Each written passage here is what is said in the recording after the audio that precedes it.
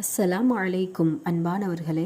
சுப்ஹான் அல்லாஹ், நமது கண்களுக்கு பிரம்மாண்டமாக காட்சியளிக்கக்கூடிய இந்த மலைகளை குறித்து அல்லாஹு தாலா பல இடங்களில் சொல்லியிருக்கான். மலை என்கின்ற தமிழ் வார்த்தைக்கு அரபியில் ஜபல் அப்படின்ட்டு சொல்லப்படும். ஜபல் என்கின்ற வார்த்தை குர்ஆனில் 6 முறை வந்திருக்கு. ஜபலுடைய பன்மை தான் ஜிபால். ஜிபால் என்கின்ற வார்த்தை குர்ஆனில் கிட்டத்தட்ட 33 தடவை வந்திருக்கு.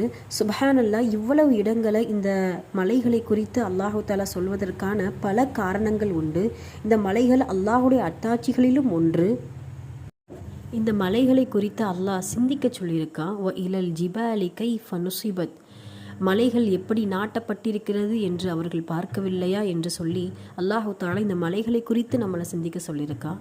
சுப்ஹானல்லாஹ், அல்லாஹ் குர்ஆனில் இன்னொரு இடங்களில் கூட சொல்லுவான், நாம் பூமியை படைத்து பூமி அசையாமல் இருப்பதற்காக மலைகளை நாம் நட்டு